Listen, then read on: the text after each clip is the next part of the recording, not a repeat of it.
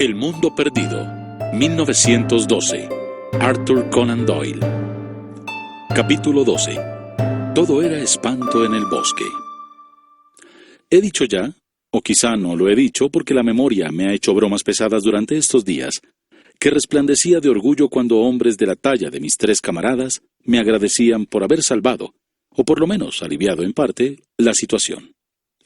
Como el más joven del grupo, no solamente en años, sino también en experiencia, carácter, conocimientos y todo aquello que contribuye a forjar un hombre, había quedado desde el principio en un cono de sombra.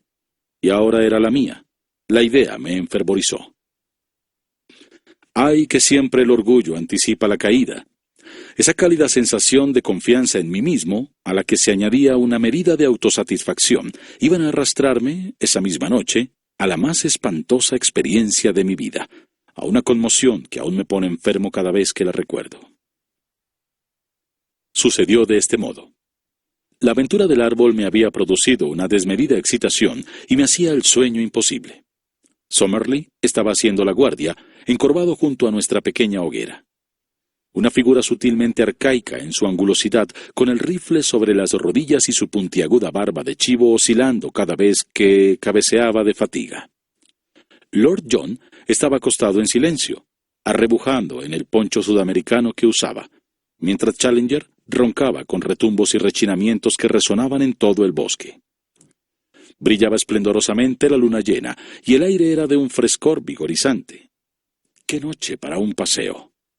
Y entonces, de pronto, se me ocurrió la idea. ¿Por qué no?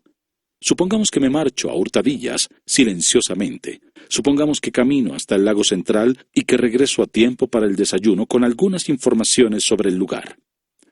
¿No sería contemplado en tal caso como un asociado aún más digno de mención? Entonces, si Summerlee ganaba la partida y descubríamos algún medio para escapar, retornaríamos a Londres con información de primera mano acerca del misterio central de la meseta, en el cual yo solo, entre todos los hombres, habría penetrado. Pensé en Gladys y en su «estamos rodeados de heroísmos». Me parecía oír su voz al decir esas palabras. Recordé también a McCardale. ¡Qué artículo a 3 columnas para el periódico! ¡Qué base para una carrera! Entonces podría estar a mi alcance una corresponsalía en la próxima guerra mundial. Empuñé un arma. Mis bolsillos estaban llenos de cartuchos, y apartando los arbustos espinosos de la puerta de nuestra zareba, me deslicé con rapidez hacia afuera. Mi última mirada me mostró al inconsciente Summerlee, el más inútil de los centinelas, todavía cabeceando como un estrafalario juguete mecánico frente a los rescoldos de la hoguera. No había recorrido aún 100 de yardas cuando me arrepentí profundamente de mi imprudencia. Creo haber dicho en alguna parte de esta crónica que soy excesivamente imaginativo para ser un hombre auténticamente valeroso, pero que tengo un temor invencible a parecer miedoso. Esta era la fuerza que ahora me empujaba hacia adelante. Aun si mis camaradas no hubiesen notado mi ausencia y no llegasen jamás a saber de mi flaqueza, todavía quedaría en mi alma una intolerable vergüenza interior. Y sin embargo me estremecía ante la situación en que me hallaba, y habría dado todo cuanto poseía en aquel momento por obtener una salida honrosa a aquel asunto. La selva estaba preñada de espantos. Los árboles crecían tan juntos y su follaje se expandía tan profusamente que nada me llegaba de la luz de la luna, salvo que aquí y allá las altas ramas formaban una filigrana enmarañada contra el cielo estrellado. A medida que mis ojos se fueron acostumbrando a la oscuridad, aprendieron a distinguir distintos grados de tinieblas entre los árboles. Algunos eran confusamente visibles, en tanto que entre ellos había parches de oscuridad, negros como el carbón, semejantes a bocas de cavernas, de los que me apartaba horrorizado cuando pasaba. Recordé el alarido desesperado del iguanodonte martirizado, aquel grito espantoso que había despertado los ecos del bosque. Recordé también la imagen fugaz de un hocico abotagado, verrugoso y babeante de sangre, visto a la luz de la antorcha de Lord John. Y ahora estaba en sus cotos de caza. En cualquier momento podía saltar sobre mí de entre las sombras aquel monstruo horrible y sin nombre. Me detuve y sacando un cartucho de mi bolsillo, abrí la recámara de mi rifle. Al tocar la palanca, me dio un vuelco el corazón. Había cogido la escopeta en lugar del rifle. Otra vez me arrastró el impulso de volver. Aquí tenía la mejor de las razones para justificar mi fracaso. Una razón por la cual nadie podría pensar mal de mí. Y una vez más el estúpido orgullo luchó hasta con la misma palabra fracaso. No podía, no debía fracasar. Después de todo, mi rifle habría resultado tan inútil como la escopeta contra los peligros que pudiera encontrar. Si volvía al campamento para cambiar el arma, difícilmente podía esperar que mi entrada y mi nueva salida pasaran inadvertidas. En tal caso tendría que dar explicaciones y mi intento ya no sería totalmente mío. Tras una pequeña duda, aguijoneé mi valor y proseguí mi camino, con la inútil escopeta bajo el brazo. La oscuridad de la selva había sido alarmante, pero aún peor era la blanca y desbordante luz de la luna en el abierto claro de los iguanodontes. Escondido entre los arbustos, lo observé con precaución. Ninguna de aquellas grandes bestias estaba a la vista. Tal vez la tragedia acaecida a uno de ellos los había apartado de sus campos de pastoreo. En la noche brumosa y argentada no pude advertir signo alguno de seres vivientes. Por tanto, tomando coraje, lo crucé deslizándome rápidamente, y por entre la maleza del lado opuesto, alcancé de nuevo el arroyo que me servía de guía. Era un acompañante jovial que fluía entre murmullos y gorgoteos, igual que mi querido y viejo arroyo truchero de West Country, donde había pescado de noche durante mi infancia. Mientras siguiese su corriente aguas abajo, tenía que llegar necesariamente al lago, y también me guiaría hacia el campamento mientras lo acompañase en sentido opuesto. A menudo lo perdí de vista a causa de la enmarañada maleza, pero siempre tenía al alcance del oído su cristalino chapoteo. Al tiempo que descendía la pendiente, los bosques iban raleando, y los arbustos, con algunos árboles altos, ocupaban el lugar de la selva. Pude hacer, por lo tanto, excelentes progresos y podía ver sin ser visto. Pasé por las cercanías del pantano de los pterodáctilos, y cuando lo hacía, uno de esos grandes animales, tendría por lo menos 20 pies de envergadura, alzó el vuelo desde algún lugar cercano a donde yo estaba, con el seco, quebradizo y correoso batir de sus alas. Cuando cruzaba por la faz de la luna, la luz brilló con claridad a través de las membranosas alas, y parecía un esqueleto volador recortado sobre el fondo de la blanca y tropical radiación del cielo.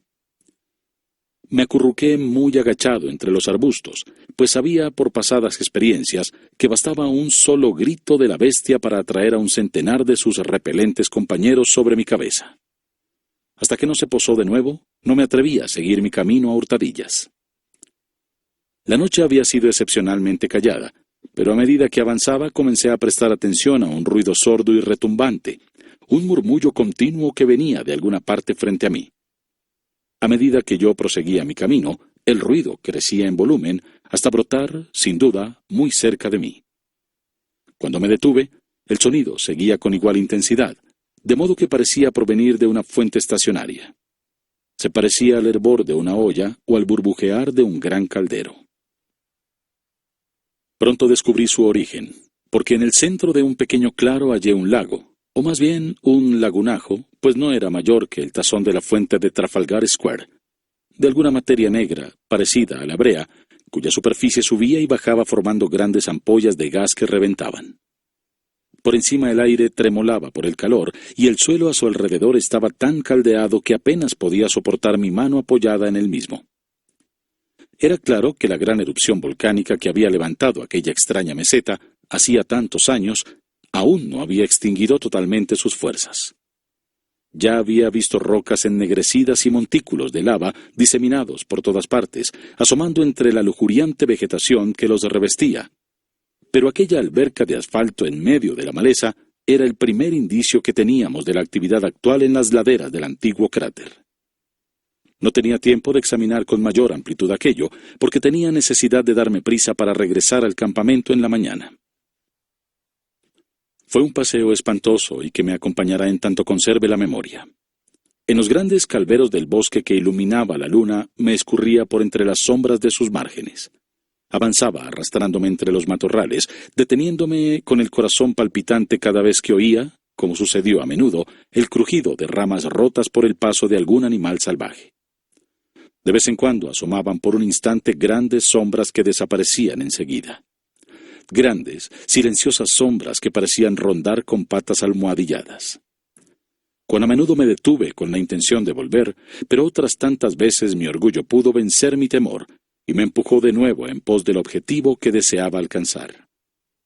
Al fin, mi reloj señalaba la 1 de la madrugada. Vi el resplandor del agua entre los claros de la maleza, y 10 minutos después me hallaba entre las cañas, en las orillas del lago central. Estaba muerto de sed. Me tendí en el borde y bebí un largo sorbo de sus aguas, que eran puras y frescas. En aquel sitio se abría un ancho sendero donde se veían muchas huellas de pisadas. Era con seguridad uno de los abrevaderos de los animales. Junto a la orilla del agua había un enorme y aislado bloque de lava. Trepé por él y me tendí en su cima, desde donde obtenía una excelente vista en todas direcciones. Lo primero que observé me llenó de sorpresa. Cuando describí el panorama que se vislumbraba desde la copa del gran árbol, dije que en el risco más alejado pude ver un cierto número de manchas negras que parecían bocas de cuevas.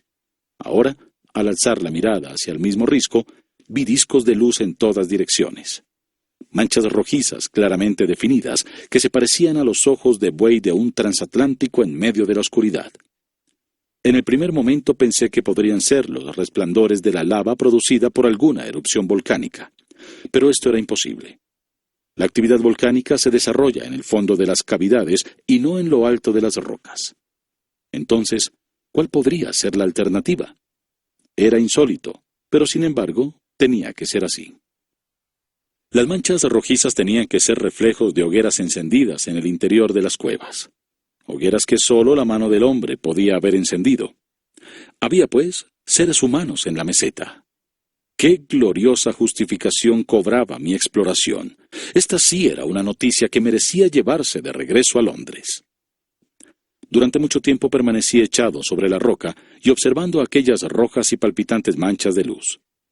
Estimo que estarían a unas 10 millas de donde yo las observaba, pero aún desde esa distancia era posible advertir cómo, de tanto en tanto, centelleaban o se oscurecían cuando alguien pasaba delante de ellas. ¿Qué no hubiera dado por trepar hasta allá arriba, atisbar lo que sucedía adentro y llevar a mis camaradas alguna información sobre el aspecto y las características de la raza que vivía en un lugar tan extraño? Por el momento aquello estaba fuera de la cuestión, aunque por cierto ya era imposible que abandonásemos la meseta sin haber logrado algún conocimiento preciso sobre aquel punto. El lago Gladys, mi propio lago, se extendía ante mí como una lámina de azogue, con la luna reflejándose llena de luminosidad en su centro. Era poco profundo, pues en muchos lugares vi asomar bajos blancos de arena sobre las aguas. Por todas partes, sobre la quieta superficie, pude advertir señales de vida. A veces eran simples círculos y arrugas en el agua, otras la espalda arqueada y de color pizarroso de algún monstruo que pasaba. Una vez, sobre un amarillo banco de arena, vi un ser que se parecía a un enorme cisne, con un cuerpo desmañado y un largo y flexible cuello que se arrastraba por la orilla. De pronto se zambulló y durante algunos momentos pude ver el curvado cuello y la cabeza lanceolada, ondulando sobre las aguas. Luego se sumergió y no volví a verlo. Pronto tuve que arrancar mi atención de aquellas imágenes distantes para devolverla a lo que estaba sucediendo a mis propios pies. 2 animales semejantes a grandes armadillos habían bajado hasta el abrevadero y estaban agazapados al borde del lago, con sus largas y flexibles lenguas parecidas a cintas rojas que se hundían y retiraban lamiendo el agua. Un gigantesco ciervo de ramificados cuernos, un magnífico animal con presencia de rey, bajó con la hembra y 2 cervatillos y se puso a beber entre los 2 armadillos. No hay ciervos como este en ninguna parte del mundo actual, porque los alces o antas que he visto apenas le llegarían a los cuartos delanteros. Luego lanzó un resoplido de advertencia y se alejó con su familia por entre las cañas, en tanto los armadillos también se aprestaban a correr en busca de refugio. Un recién llegado, el más monstruoso de los animales, llegaba bajando por el sendero.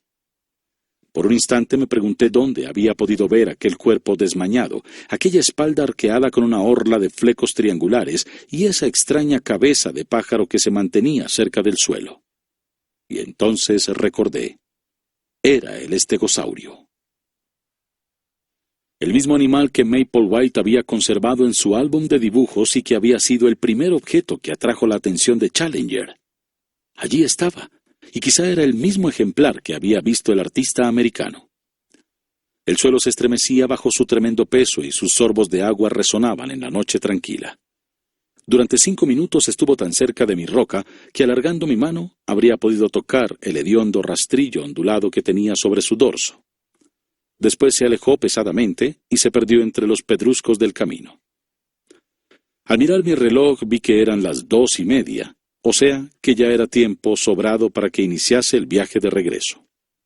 No había dificultades en cuanto a la dirección que debía tomar para volver, porque a lo largo del viaje de ida había tenido el arroyuelo a mi izquierda, y éste desembocaba en el lago a un tiro de piedra del peñasco sobre el cual había estado tendido.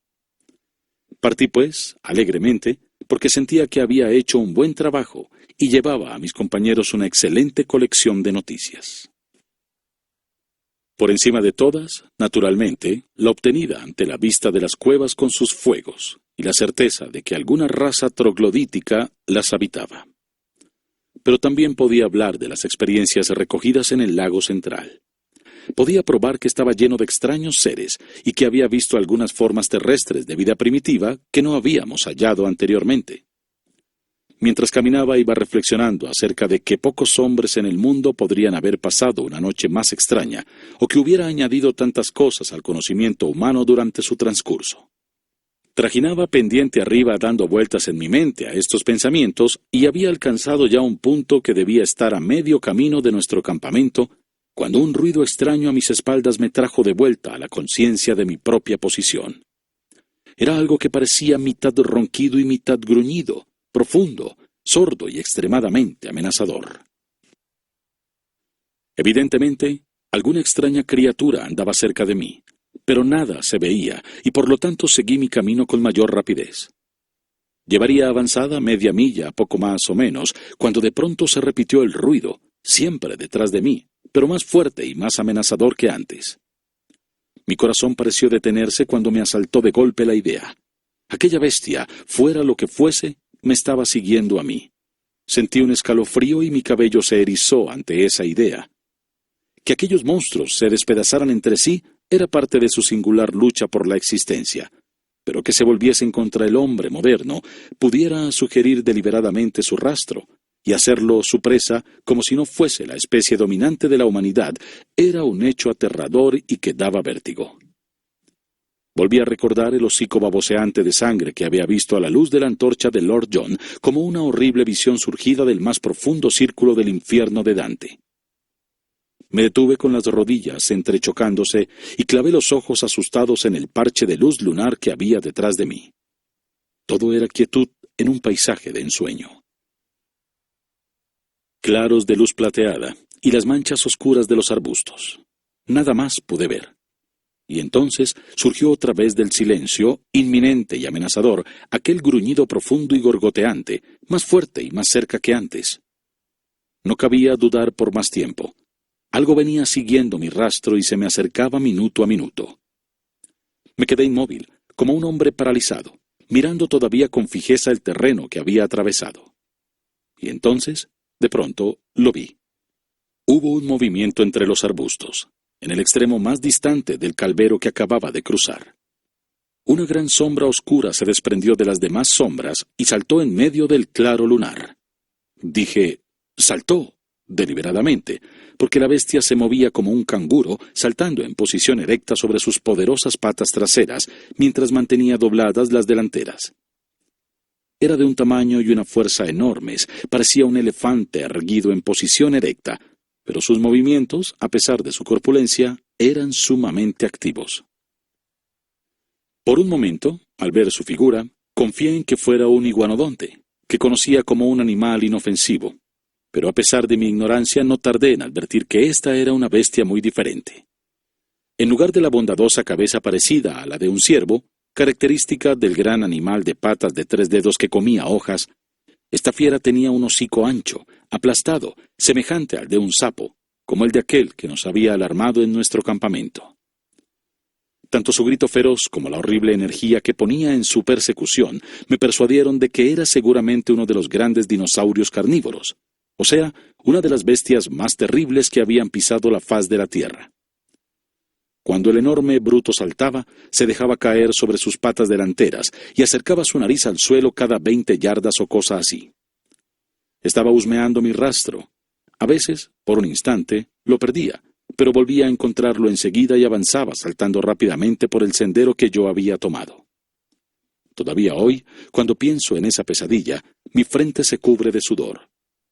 ¿Qué podía hacer? Llevaba en la mano mi inútil escopeta. ¿Qué ayuda podía proporcionarme? Miré desesperadamente a mi alrededor en busca de una roca o de un árbol, pero estaba en un monte bajo donde no había nada más alto que un retoño de árbol joven. Pero yo sabía que la fiera que venía atrás de mí podía derribar un árbol adulto como si fuese una caña. Mi única posibilidad era la fuga. No podía moverme con rapidez en aquel terreno áspero y quebrado, pero al mirar a mi alrededor con desesperación, vi una senda bien marcada y apisonada que cruzaba frente a mí.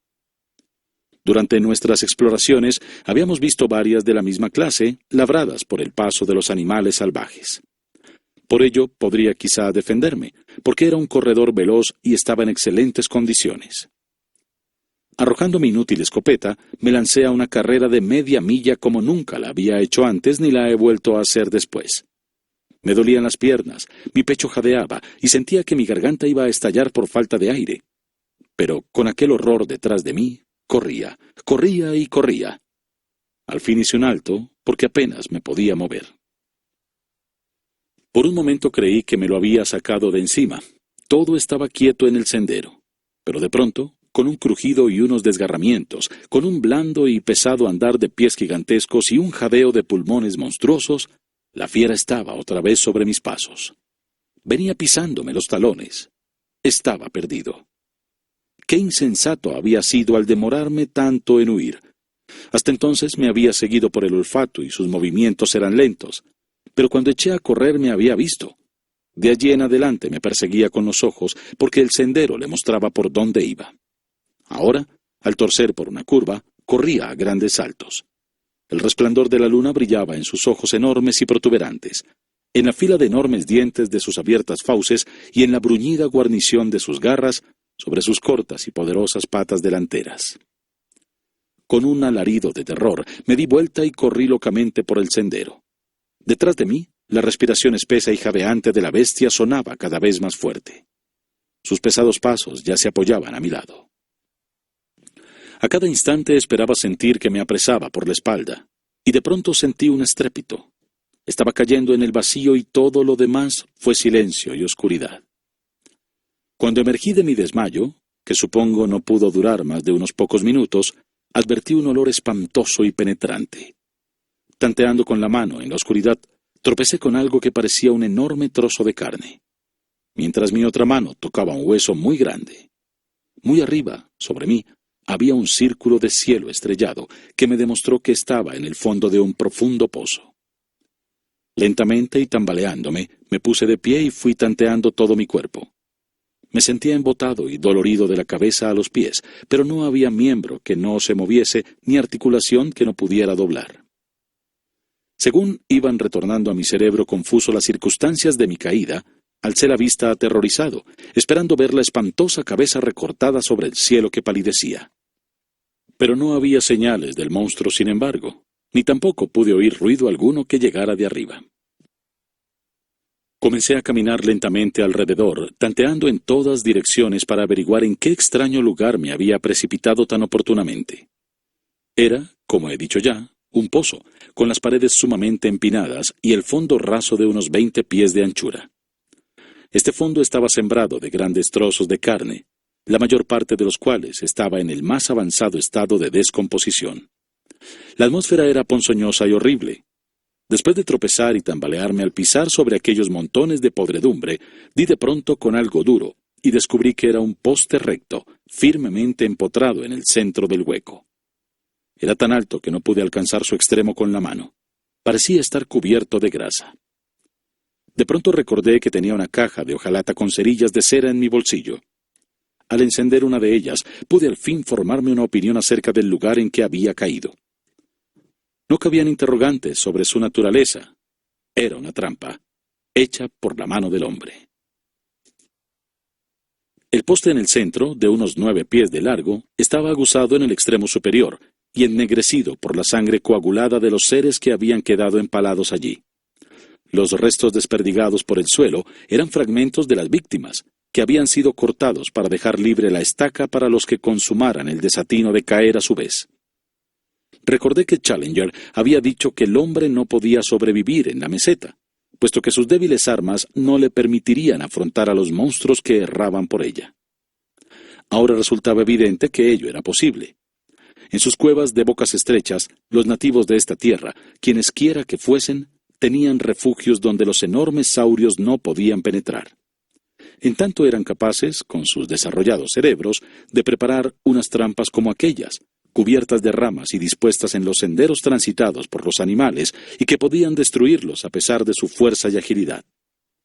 El hombre era siempre el amo. No era difícil, para un hombre activo, el escalamiento de las empinadas paredes del pozo. Pero titubeé mucho tiempo antes de arriesgarme a quedar al alcance de aquella espantosa bestia que había estado a punto de destruirme. ¿Cómo podía saber yo si no estaba emboscado en el matorral de arbustos más próximo esperando mi reaparición? Cobré aliento al recordar una conversación entre Challenger y Summerlee a propósito de las costumbres de los grandes saurios. Ambos estaban de acuerdo en que estos monstruos carecían prácticamente de cerebro, que en sus menudas cavidades craneanas no había lugar para la razón, y que si habían desaparecido del resto del mundo, era debido seguramente a su propia estupidez, que les había hecho imposible la adaptación a circunstancias cambiantes. Si aquella bestia hubiera permanecido esperándome, esto significaría que comprendía lo que me había ocurrido, y a su vez probaría que poseía cierta capacidad para unir causa y efecto. Pero con seguridad era más probable que un ser sin cerebro, actuando únicamente en función de un confuso instinto rapaz, hubiese abandonado la casa cuando desaparecí, y que, después de una pausa asombrada, se hubiera alejado en busca de alguna otra presa. Trepé hasta el borde del pozo y miré a mi alrededor. Las estrellas palidecían, el cielo adquiría una tonalidad blanquecina y el frío viento matinal soplaba agradablemente sobre mi rostro. No pude ver ni oír nada que tuviera que ver con mi enemigo. Lentamente ascendí hasta salir fuera del pozo, y me senté por un rato en el suelo, dispuesto a saltar otra vez dentro de mi refugio si surgía algún peligro. Luego, tranquilizado por la absoluta quietud que reinaba y por la creciente claridad, hice acopio de todo mi valor, y me encaminé furtivamente por el sendero que había tomado para venir. Un trecho más adelante recogí mi escopeta y poco después topé con el arroyo que constituía mi guía. Luego, lanzando muchas miradas temerosas hacia atrás, emprendí el regreso al campamento. Y de pronto sucedió algo que me hizo recordar a mis ausentes compañeros. En el aire quieto y puro del amanecer, resonó lejanamente la nota cortante y seca de un disparo de rifle. Me detuve y escuché, pero no hubo nada más. Por un instante me conmovió la idea de que algún repentino peligro podía haber caído sobre ellos. Pero enseguida se me ocurrió una explicación más simple y natural. La claridad diurna era ya completa. Habrían imaginado que yo estaba perdido en los bosques y habían disparado para guiarme hacia el campamento. Es cierto que habíamos tomado la resolución estricta de no hacer fuego, pero si estimaban que yo podría estar en peligro, no vacilarían. A mí me tocaba ahora apresurarme todo lo posible para tranquilizarlos. Como estaba rendido y sin fuerzas, no pude avanzar con tanta rapidez como hubiera deseado, pero al fin entré en unos parajes conocidos. Allí estaba la ciénaga de los pterodáctilos, a mi izquierda. Más allá, frente a mí, el claro de los iguanodontes. Ahora ya estaba en el último cinturón de árboles que me separaba del fuente Challenger. Alcé mi voz en un grito jubiloso para alejar sus temores. Se me encogió el corazón ante aquel ominoso silencio. Apreté el paso hasta la carrera. La zareba se alzaba ante mí tal como la había dejado, pero la puerta estaba abierta. Me precipité en el recinto. Un espantoso panorama se presentó ante mis ojos en la fría luz de la mañana. Nuestros efectos estaban esparcidos por el suelo en salvaje confusión. Mis camaradas habían desaparecido, y junto a las humeantes cenizas de nuestra hoguera, la hierba estaba teñida de escarlata por un espantoso charco de sangre. Tan aturdido quedé por este golpe repentino, que durante unos instantes debo haber estado a punto de perder la razón. Tengo un vago recuerdo, tal como se rememora un mal sueño, de haber echado a correr a través de los bosques que rodeaban el campamento vacío, llamando desesperadamente a mis compañeros. Ninguna respuesta llegó desde las silenciosas sombras. El horrible pensamiento de que quizá nunca volvería a verlos, de que yo mismo quedaría abandonado y completamente solo en aquel espantoso lugar, sin una vía posible para descender al mundo de abajo, y que tal vez tendría que vivir y morir en aquel país de pesadilla, me llevaba a la desesperación. Debo haberme arrancado los cabellos y golpeado la cabeza en mi desconsuelo. Solo ahora comprendía la forma en que había aprendido a apoyarme en mis compañeros, en la serena confianza en sí mismo de Challenger y en la sangre fría llena de dominio y humor que poseía Lord Roxton. Sin ellos era como un niño en la oscuridad, desvalido e impotente. No sabía qué camino tomar ni qué hacer primero. Después de un periodo de tiempo en que permanecí sentado en pleno azoramiento, traté de descubrir qué inopinada catástrofe podía haber sobrevenido a mis compañeros. El desorden que reinaba en todo el campamento demostraba que había sufrido alguna clase de ataque, y el disparo de rifle señalaba, sin duda, el momento en que había ocurrido. El que solo hubiera habido un disparo indicaba que todo había terminado en un instante. Los rifles aún yacían sobre el suelo, y uno de ellos, el de Lord John, tenía un cartucho vacío en la recámara. Las mantas de Challenger y Summerlee, junto al fuego, sugerían que ambos estaban durmiendo en el momento en que ocurrieron los hechos. Las cajas de municiones y de alimentos estaban esparcidas en salvaje desorden, junto con nuestras infortunadas cámaras fotográficas y portaplacas, pero no faltaba ninguna. Por otra parte, todas las provisiones no envasadas, y recordé que había una considerable cantidad, habían desaparecido. Por lo visto, habían sido animales y no indígenas los autores de la incursión, porque seguramente estos últimos no habrían dejado nada. Pero si habían sido animales, o un solo y terrible animal, ¿qué había sido de mis camaradas? Probablemente una bestia feroz los había despedazado y abandonó allí sus restos. Es cierto que el espantoso charco de sangre hablaba de violencia. Un monstruo, tal como el que me había perseguido a mí durante la noche, hubiese podido llevarse una víctima con tanta facilidad como un gato apresa a un ratón. En ese caso, los demás habrían salido en su persecución. Pero seguramente se habrían llevado consigo sus rifles. Cuanto más trataba de pensar en ello con mi confuso y fatigado cerebro, menos conseguía hallar una explicación plausible. Exploré los alrededores de la floresta, pero no pude hallar rastros que pudieran ayudarme a llegar a una conclusión. Me extravié una vez, y solo la buena suerte, después de una hora de vagabundeo, me ayudó a encontrar de nuevo el campamento. De pronto concebí una idea que trajo un pequeño consuelo a mi corazón. No estaba absolutamente solo en el mundo. Abajo, al pie del farallón y al alcance de mis llamadas, estaba esperando el fiel Sambo. Fui hasta el borde de la meseta y miré hacia abajo. Por cierto, estaba en cuclillas entre sus mantas, junto al fuego de su pequeño campamento. Pero, para mi sorpresa, otro hombre estaba sentado frente a él. Por un instante mi corazón saltó de alegría, porque pensé que uno de mis camaradas había logrado descender con éxito. Pero una segunda mirada disipó la esperanza. La luz del sol naciente brilló rojiza sobre la piel de ese hombre. Era un indio. Grité a plena voz y agité mi pañuelo. Entonces Sambo miró hacia arriba, hizo señas con la mano y se dirigió hacia el pináculo para ascenderlo. En poco tiempo llegó arriba y se situó cerca de mí, escuchando con profunda pena la historia que le relataba. «El diablo se los llevó seguramente, Masa Malón», dijo. «Usted es entrar en el país del diablo, señor, y los llevará a todos con él. Hágame caso, Masa Malón, y baje pronto, si no se lleva a usted también». «¿Pero cómo podré bajar, Sambo?»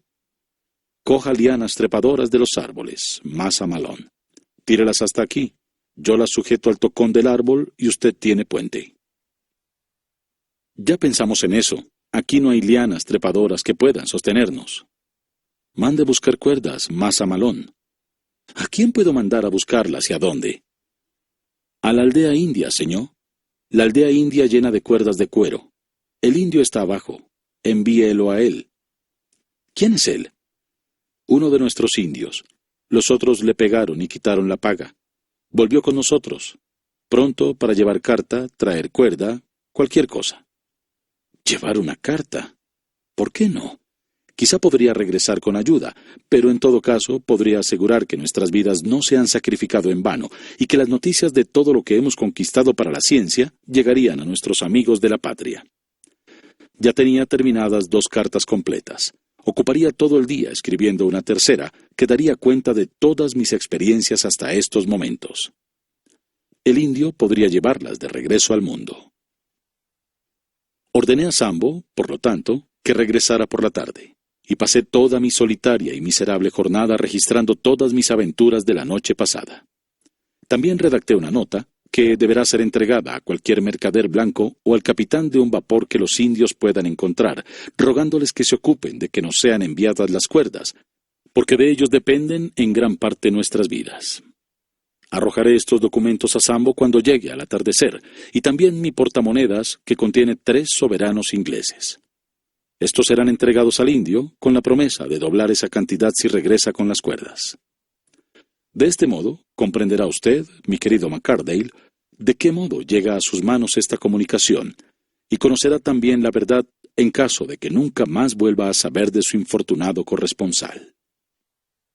Esta noche estoy demasiado fatigado y demasiado deprimido para hacer proyectos. Mañana reflexionaré sobre los medios para mantenerme en contacto con este campamento y además para buscar por todas partes alguna traza de mis infelices amigos.